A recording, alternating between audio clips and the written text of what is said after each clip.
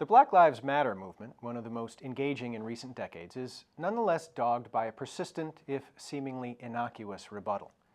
All lives matter, and of course they do. But the experience of African Americans in this country has been and continues to be so markedly different than that of their white counterparts that we need to put a spotlight on that unique history to provide a context that can make sense of the often senseless. One such contextualizing feature at the turn of the last century was the practice of lynching. Joining me today from his home in Lubbock, Texas, to discuss not only the racialization of lynching, but its redemptive potential as well, is Karlos Hill, Associate Professor of History at Texas Tech University and author of the new book, Beyond the Rope, The Impact of Lynching on Black Culture and Memory. Welcome to Wide Angle, Professor Hill. Thank you for having me. Absolutely. I should say first off that by its very nature, this is a challenging conversation to be had.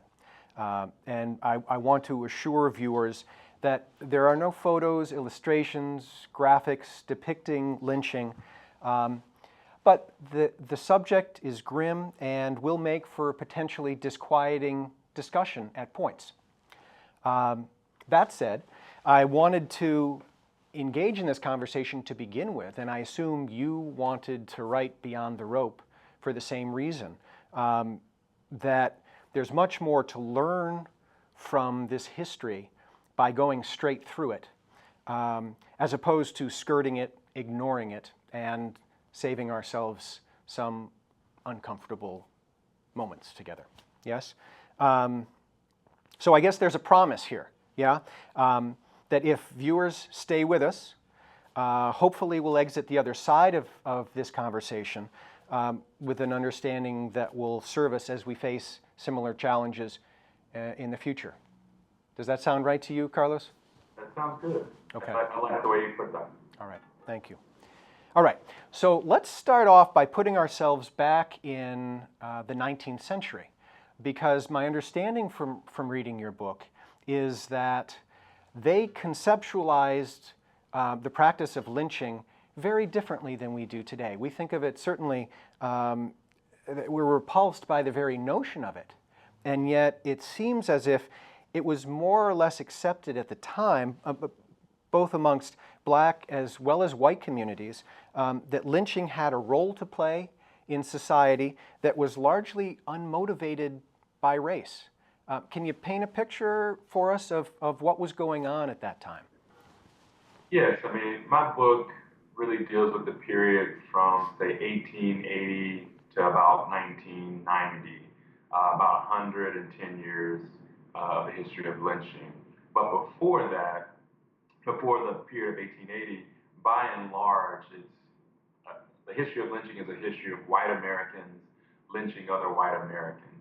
And in general, white Americans lynched other white Americans for what people call at the time heinous crimes. So rape, murder, particularly of a prominent person or a prominent individual. And so lynching before 1880 was not racialized. Now, this doesn't mean there weren't some racially motivated lynchings, right? Because even though more whites were lynched than blacks before 1880, there are instances, and actually numerous instances, in which whites lynched blacks and they were racially motivated. And so I say all that to say that in this period, lynching is not purely racialized, right? Lynchings are motivated to punish individuals who committed heinous crimes. Sometimes the motivations for lynching could also include racial hostility, but typically they were driven by murder and rape. And so what we have is lynching was essentially a form of social control. Even though certainly the black community was subject to significant violence, there were certainly instances of blacks lynching other blacks. And what was the motivation behind that? I mean, almost identical to why whites lynched other whites.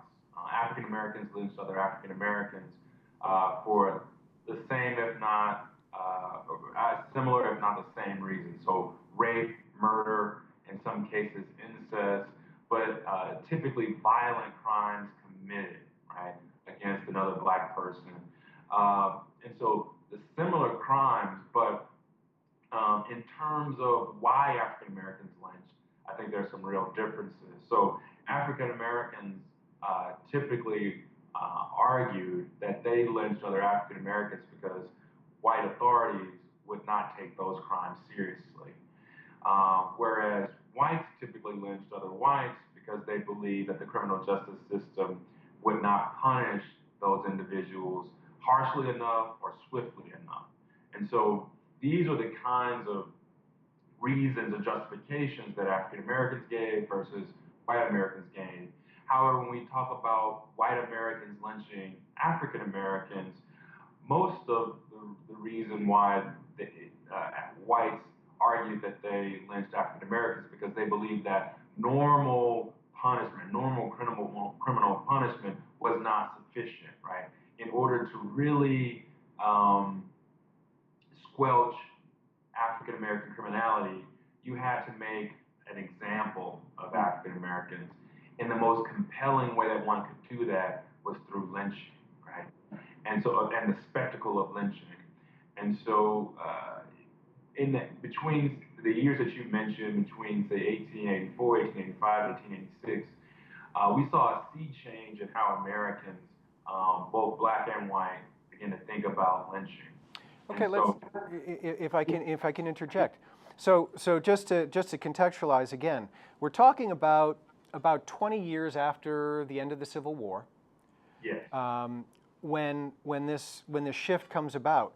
What's going on at the time that suggests that the institution of lynching needs to change in some significant way, which is, I mean, it becomes a considerably more racialized act. Yeah. America is changing by 1884, 1885, 1886. The changes have been underway since Reconstruction, but by the 1880s, as you said, 20 to 25 years after the Civil War, America is beginning to segregate. And segregation in the South really means de jure segregation, segregation by law. And so increasingly, African Americans are being pushed out of politics. African Americans are being marginalized in the economy. African American African Americans are being segregated in schools. And so American society, not just Southern society, is segregating. And so African Americans at the same time are resisting this segregation. And so you have increasing hostility, excuse me, racial conflict in the South. And one of the byproducts of that racial conflict is increased lynchings of African Americans becoming targets of lynching because they are, in fact, resisting disenfranchisement, resisting segregation in a number of capacities. And so you have in the 1880s this heightening racial tension, and the lynching of African Americans is in part a byproduct of these racial tensions. Okay. These increased racial tensions. Right. I mean, certainly one of the main aspects and threads in your book is talking about the different narratives that have evolved to explain lynching.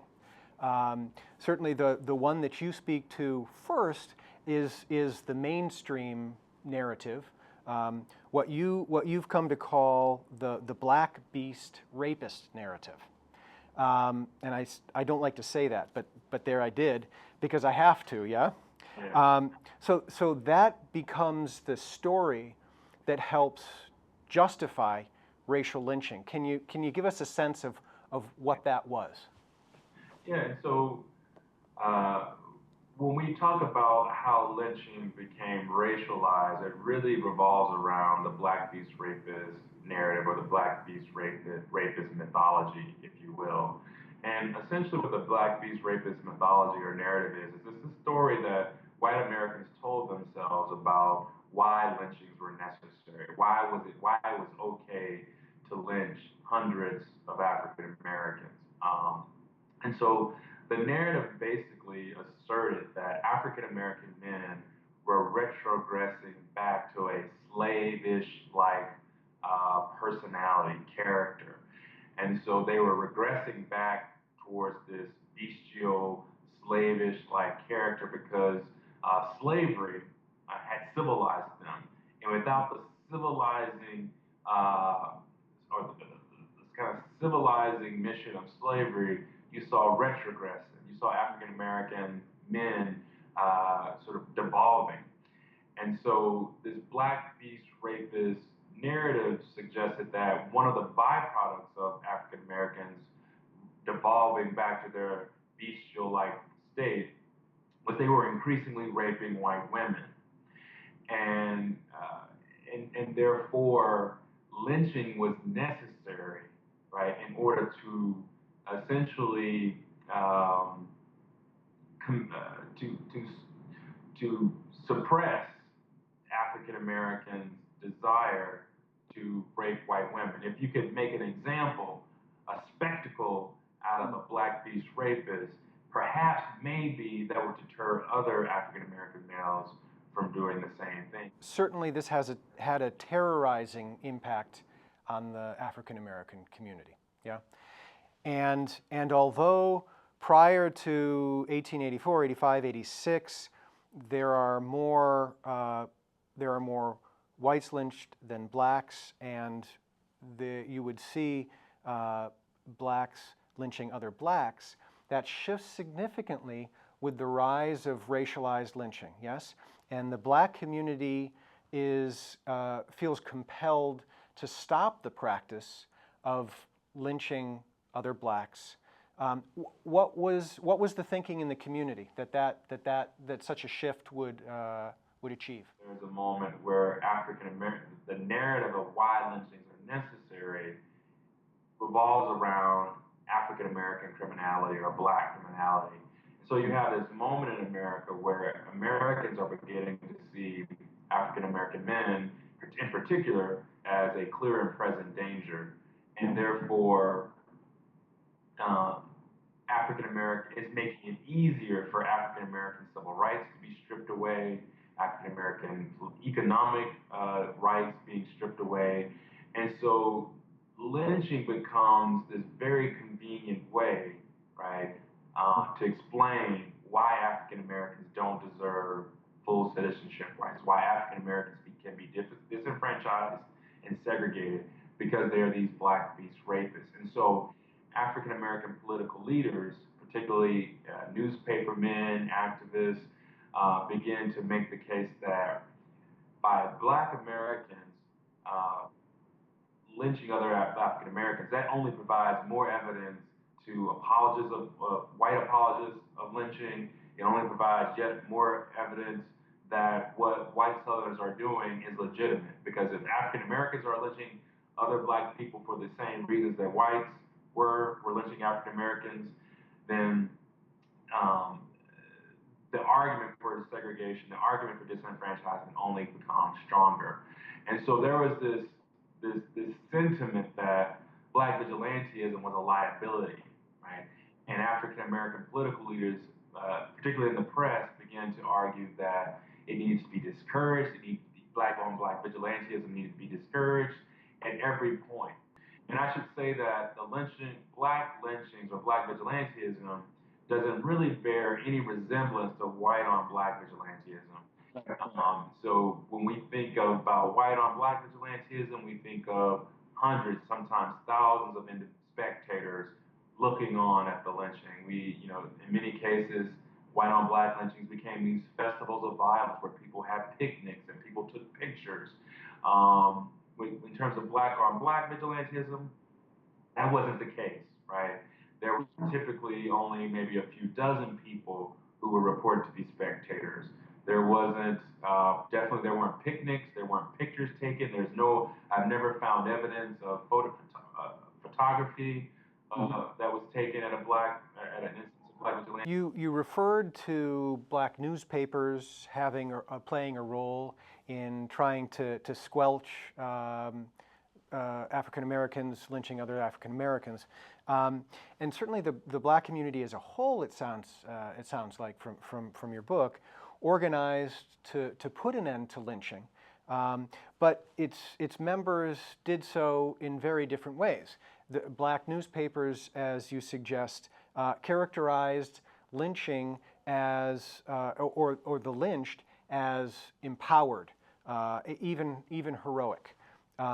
While organizations like the National Association for the Advancement of Colored People, NAACP, framed those who had been lynched as dehumanized victims.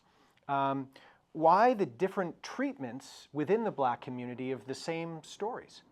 Yeah, it really has to do with the moment and what's needed at the moment, and in particular, political expediency.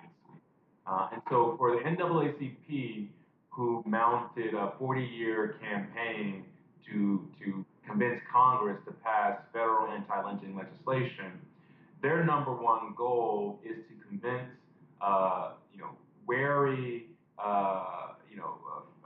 legislators, congressional legislators, that lynching is a problem, that African Americans' civil rights are being violated, that African Americans are victims, that African Americans are in fact hapless victims. And there is the victimization narrative that you speak to in your book.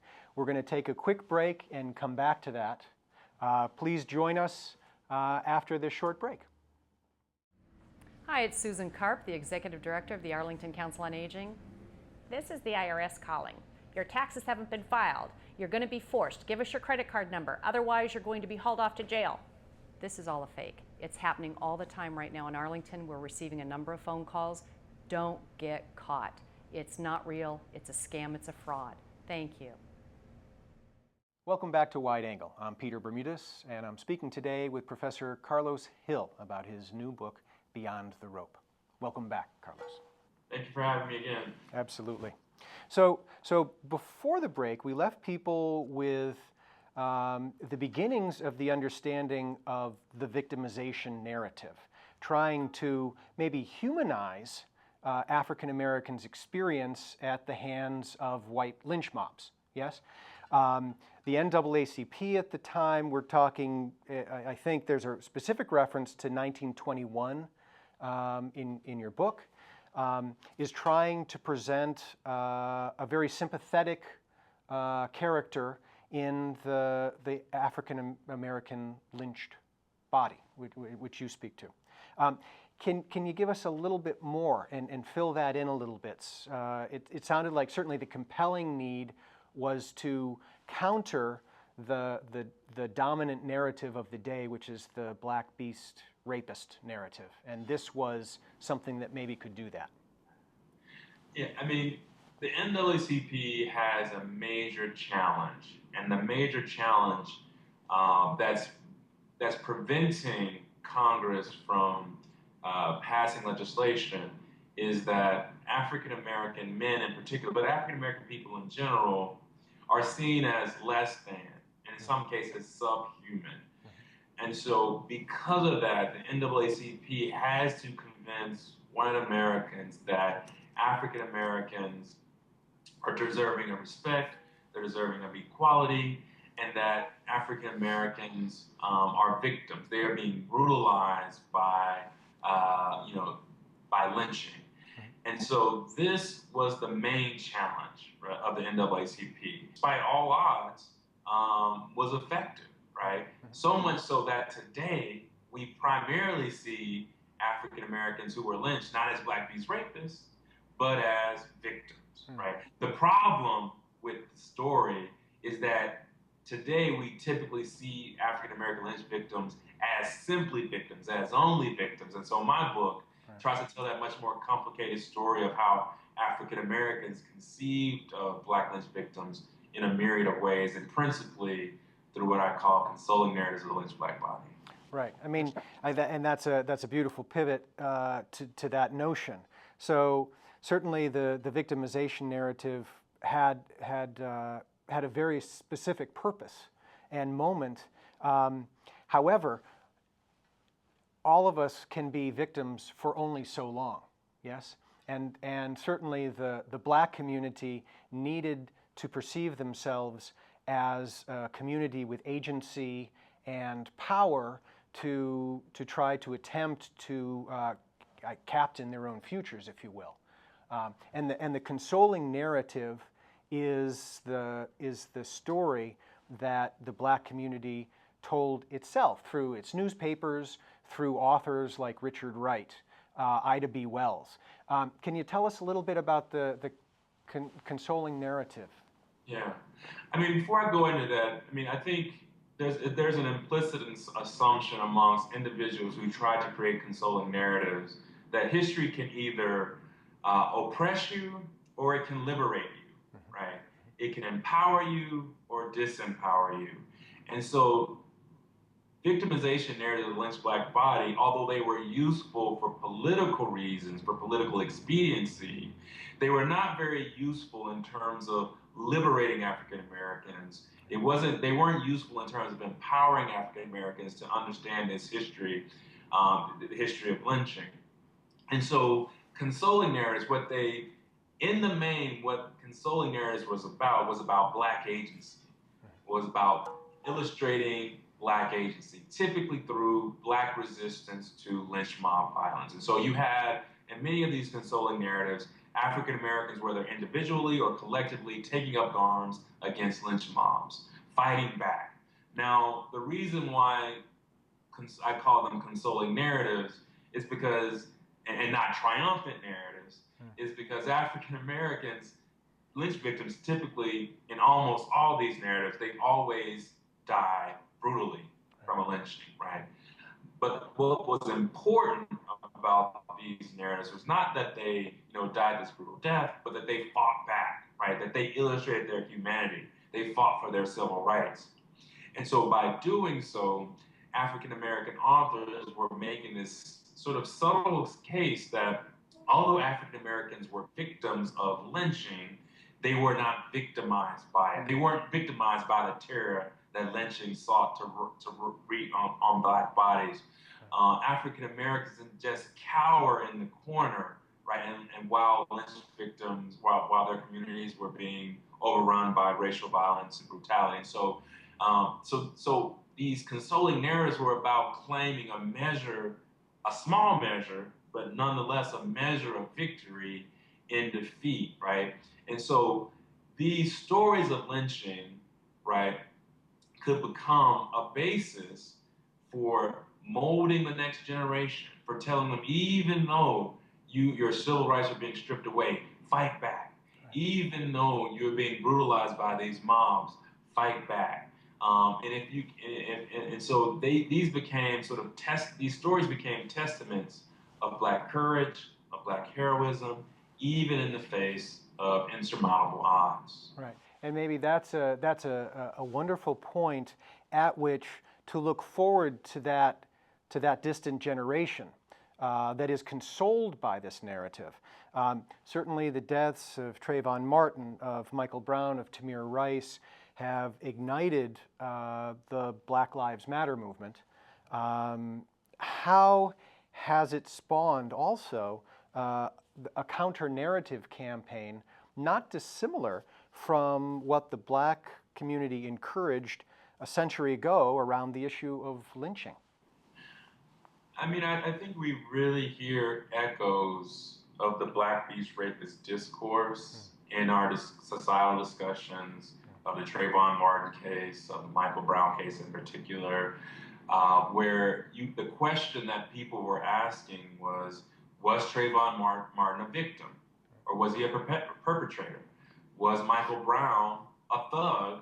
Or was he someone who was wrongly shot by police officers?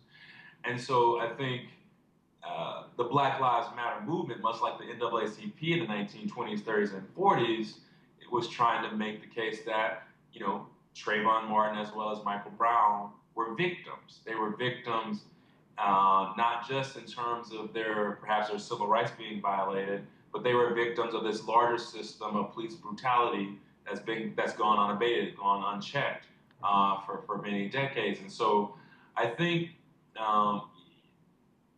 the discourse around those individuals in particular, there are echoes of this Black Beach Rapist discourse. There are echoes of the victimization narrative that the NAACP sought to make mainstream in the first half of the 20th century. Right. Is there anything else, Karlos, that we haven't discussed today that you could imagine being useful to viewers in sort of understanding this history, or conceivably its applicability to challenges that we face today? I mean, the reason why I wrote Beyond the Rope is because I wanted scholars as well as the general public to understand that African Americans have been more than just victims of lynching, right? In some cases, African Americans, for particular reasons, in part, by and large, because the white authorities in the South refused to punish African Americans who committed crimes against another African American. But not saying all that, I wanted people to understand that African Americans and their Black experience with lynching has been varied, it's changed over time, and that the narrative that we have of African American lynching is really static, and it's not reflective of the very complex history that African Americans experience. And so, to that effect, I hope that the book goes a long way in sort of correcting how we sort of understood lynching. Well, I can't thank you enough, Karlos, for joining me today, as well as for your scholarship and bringing this book to us. I certainly feel it's an important history that absolutely bears on what we see today in our culture. Well, thank you, Peter, for having me. You bet. Je suis Charlie, Boston strong, one Orlando. We humans are master storytellers, able to turn horrific events on their heads and wring from them some positive narrative. We can't, after all, forever be victims. And lynching within the Black community proved no different. But the narratives we've discussed today, no matter how skillful and empowering, don't change the realities they illuminate. Lynched bodies remain just that. And while all lives, of course, matter, the context does as well. So let's do our best to face our nation's past, its twisted and tortured details, as well as its beautiful stories, so that we might better understand the present and create a more equal and just future. For Professor Karlos Hill, I'm Peter Bermudez. Thank you for joining us for this edition of Wide Angle.